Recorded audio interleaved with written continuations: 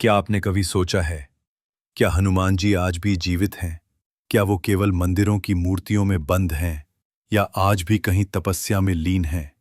आज हम आपको एक ऐसी रहस्यमयी कथा सुनाने जा रहे हैं जिसे जानकर आपका हृदय कांप उठेगा, क्योंकि ये कोई कल्पना नहीं, ये है वो सत्य जो हजारों सालों से छुपा हुआ है। एक साधारण युवक आरव जो हिमालय की तलहटी में एक गुप्त गुफा खोजता है, जहां उसे मिलते हैं जीवित हनुमान जी के संकेत। न केवल संकेत, बल्कि भविष्यवाणी कि कलयुग का अंत निकट है और स्वयं हनुमान मार्गदर्शन करेंगे भगवान विष्णु के अंतिम अवतार कल्कि के आगमन में। हनुमान जी कहते हैं, जब अधर्म की सीमा टूटेगी, जब धरती पुकारेगी, तब मैं स्वयं प्रकट होकर धर्म की पुनर्स्थापना करूंगा। और तब होता है कल्कि का प्रकट होना। एक दिव्य बालक, एक अमर योद्धा और साथ में राम के सबसे बड़े भक्त हनुमान, दोनों मिलकर करते हैं अधर्म, अन्याय और अंधकार का अंत। यह कोई कहानी नहीं, यह है वो भविष्य जो आने वाला है। सन 2025। देश के कोने कोने में अशांति, अधर्म और लोभ फैलता जा रहा था। चारों ओर अंधकार का साम्राज्य। मंदिर सूने हो रहे थे और लोगों का ईश्वर में विश्वास डगमगा रहा था। इन्हीं दिनों दिल्ली से एक युवा शोधकर्ता आरव शर्मा, जो इतिहास और पौराणिकताओं पर रिसर्च करता था, एक विचित्र दस्तावेज पाता है। एक प्राचीन सनातन पांडुलिपि जिसमें लिखा था, जहां सांसें हिम की तरह शांत हों, जहां नाद बिना वाणी के गूंजता हो, वहां वानर राज अमर तप में लीन हैं। ये पंक्तियां पढ़ते ही आरव की रूह कांप गई। क्या ये हनुमान जी के लिए लिखा गया कोई संकेत है? उसने तय कर लिया, वो हिमालय की ओर यात्रा करेगा और इस रहस्य की तह तक पहुंचेगा। आरव अपने बैग में सिर्फ जरूरी सामान, एक कैमरा और वो प्राचीन ग्रंथ लेकर निकल पड़ा। उत्तराखंड होते हुए वो केदारनाथ से ऊपर एक अनजानी दिशा में निकल पड़ा, जहां आम यात्री नहीं जाते। रास्ता कठिन था, खतरनाक घाटियां, चट्टानें और सन्नाटा जो इंसान को अंदर से हिला दे।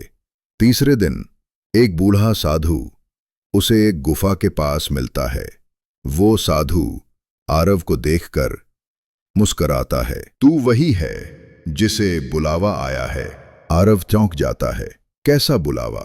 जिसे खुद हनुमान बुलाते हैं, वही इस पर्वत तक पहुंच पाता है, बाकी तो रास्ते में ही लौट जाते हैं। आरव की आंखें फटी की फटी रह जाती हैं। साधु उसे एक प्राचीन गुफा के द्वार पर ले जाता है। ये द्वार किसी आधुनिक इंसान ने नहीं बनाया था। पत्थरों पर खुदे अक्षर, ओम रामदूताय नमः। जैसे ही वो अंदर प्रवेश करता है, अचानक गुफा में एक दिव्य नाद गूंजता है, राम राम राम। आरव गहराई में उतरता है। वहां उसे दीवारों पर हजारों साल पुराने चित्र मिलते हैं। हनुमान जी, राम सीता के साथ, रावण का वध, लंका दहन और एक चित्र जिसमें हनुमान ध्यानस्थ हैं, बर्फ से ढंके हुए।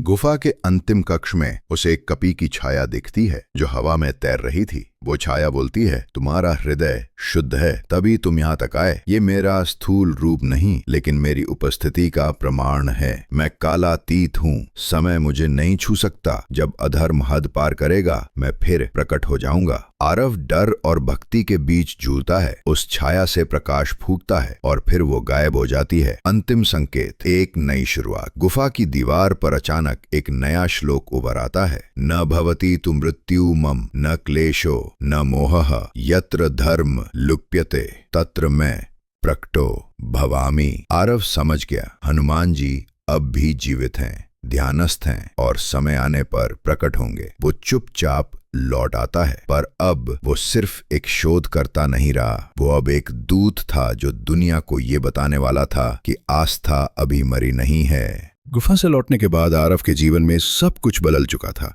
वो अब एक साधारण शोधकर्ता नहीं, एक जीवित गाथा का साक्षी बन चुका था। दिल्ली वापस आने के बाद भी उसके कानों में वही नाद गूंजता रहा, राम राम।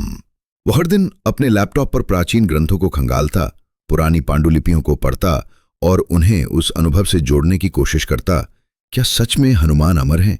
क्या वो आज भी जागृत हैं? एक दिन उसे एक दुर्लभ ग्रंथ मिला जिसमें लिखा था, त्रेता में लंका दाह करने वाला द्वापर में भीष्म के समक्ष बैठा और कलयुग में भी अमर रहेगा वो राम का सेवक कालातीत हनुमान।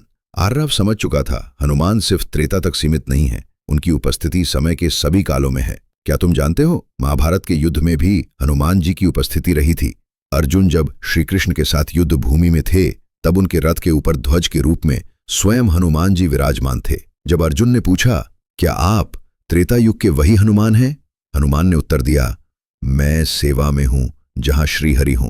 समय मुझे बांध नहीं सकता, न मैं जन्म लेता हूं न मृत्यु को स्वीकार करता हूं। ये वाक्य आरव को भीतर तक झकझोर गया।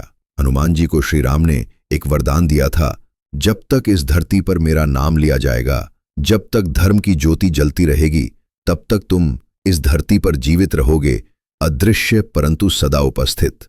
इसका अर्थ है कि हनुमान जी न केवल त्रेता युग में थे बल्कि द्वापर में भी और अब कलयुग में भी जीवित हैं। आरव को हिमालय की एक और गुप्त कथा मिली जहां एक विशेष स्थान का उल्लेख था, सिद्धाश्रम, जहां समय के पार कुछ सिद्ध आत्माएं ध्यान करती हैं। उसमें लिखा था, वहां वानर के वेश में एक आत्मा हजारों वर्षों से बिना अन्न बिना जल राम नाम का जाप कर रही है। आरव ने तय किया वो इस सिद्धाश्रम को खोजेगा। आरव एक बार फिर उत्तर की ओर रवाना हुआ। इस बार उसकी मंजिल थी तप के क्षेत्र, मानसरोवर के पार एक अनदेखा स्थान। वहां के स्थानीय लोगों से उसे कई रहस्यमयी बातें पता चली। एक पहाड़ जहां लोग जाते हैं और लौटकर कहते हैं वहां कोई अदृश्य शक्ति है।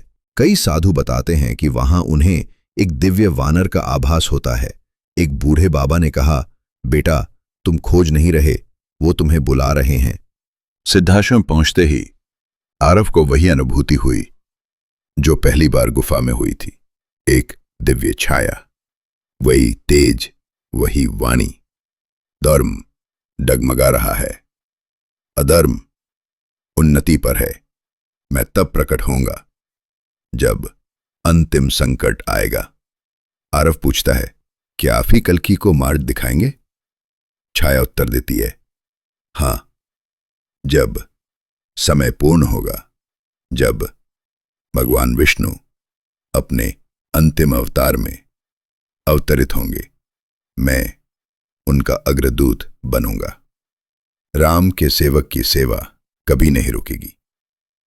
हनुमान जी सिर्फ भूतकाल का हिस्सा नहीं है, वो वर्तमान के संरक्षक और भविष्य के सेनापति हैं। कल्कि जब अधर्म का नाश करने आएंगे, हनुमान ही होंगे जो उन्हें मार्ग देंगे, जैसे उन्होंने राम को दिया था। आरव अब जान चुका था, ये रहस्य उसके लिए नहीं, समस्त मानवता के लिए था। उसने प्रण लिया कि वो अब वीडियो बनाकर एआई और कला की मदद से दुनिया को बताएगा कि हनुमान जी कहीं गए नहीं हैं, वो यहीं हैं, हमारे बीच, अदृश्य लेकिन जागृत। आरव अब केवल एक खोजकर्ता नहीं बल्कि एक सच्चा जागरूक साधक बन चुका था। उसकी आंखों ने वो देखा था जिसे देखने के लिए संतों ने जन्मों की तपस्या की थी। अब वो जान चुका था कि हनुमान जी केवल इतिहास नहीं बल्कि वर्तमान और भविष्य का सत्य हैं। पर सवाल ये था, अगर हनुमान आज भी हैं तो क्या वे किसी विशेष समय की प्रतीक्षा कर रहे हैं? आरव ने प्राचीन भविष्य पुराण, गरुड़ पुराण और नारद संहिता का गहन अध्ययन शुरू किया। हर जगह कलयुग के अंत के संकेत दर्ज थे। पवित्रता का हास, धर्म केवल नाम का रह जाएगा। लोग छल और पाखंड में डूब जाएंगे। प्रकृति का प्रकोप, जलवायु परिवर्तन, भूकंप, तूफान, ये सब अधर्म के बढ़ने के संकेत होंगे। दिखावे का धर्म, मंदिरों में भक्ति नहीं व्यापार होगा। संतों का स्थान धूत ले लेंगे। राम नाम से दूर होती मानवता। राम का नाम केवल किताबों में रह जाएगा, हृदयों से लुप्त हो जाएगा। इन लक्षणों को पढ़कर आरव कांप उठा। क्या हम इसी युग में जी रहे हैं? गुफा में प्राप्त श्लोकों में एक और श्लोक था, धर्म जब डगमगाए, अधर्म जब गरजाए, तब मैं करूंगा प्रकट और मार्ग बनाऊंगा उस दिव्य अश्वारोही का, जो होगा कल्कि। इसका अर्थ स्पष्ट था, हनुमान ही कल्कि के पथ प्रदर्शक होंगे। आरव ने वर्तमान संसार की ओर देखा। रोज नए युद्ध, धर्म के नाम पर अत्याचार, प्रकृति का संतुलन बिगड़ना और मनुष्य का स्वयं से कट जाना। क्या ये वही संकेत हैं? क्या ये समय है जब हनुमान पुनः प्रकट होंगे? एक ग्रंथों में एक और गुप्त स्थान का उल्लेख था, गंधमादन पर्वत, जहां हनुमान जी आज भी तपस्यारत हैं और वहीं से कल्कि को प्रथम दर्शन देंगे। वह स्थान आज की भाषा में शायद नेपाल तिब्बत सीमा के समीप है, दुर्गम पर पवित्र। आरव ने देश भर के आश्रमों, तपोस्थलों और योगियों से संपर्क किया। कुछ साधुओं ने अद्भुत बात बताई। रोज सुबह ब्रह्म मुहूर्त में एक दिव्य गंध आती है और आसपास के पक्षी एक ही नाम में गाते हैं, राम राम राम। एक योगी ने तो यहां तक कहा, बेटा, एक रात मैंने स्वप्न में देखा, एक वानर दिव्य ज्योति से घिरा था। उसने कहा, कह देना समय समीप है। अब आरव चुप नहीं रह सकता था। उसने एक वीडियो रिकॉर्ड किया। मैंने देखा है, महसूस किया है और जाना है कि हनुमान जी आज भी हमारे बीच हैं। वो अदृश्य हैं लेकिन जागृत हैं, और वो प्रतीक्षा कर रहे हैं उस अंतिम काल की जब कल्कि का जन्म होगा और वो मार्गदर्शन देंगे। धर्म का अंत नहीं हुआ है, बस वो सो गया है। उसे फिर से जगाने की आवश्यकता है और ये कार्य हम सबको मिलकर करना है। आरव का वीडियो सोशल मीडिया पर वायरल हो गया। लाखों लोगों ने देखा। लोग मंदिरों की ओर लौटने लगे। हनुमान चालीसा का पाठ फिर गूंजने लगा। कुछ लोगों ने तो हिमालय की तीर्थ यात्रा भी शुरू की। क्या हम भी हनुमान जी के दर्शनों के योग्य बन सकते हैं?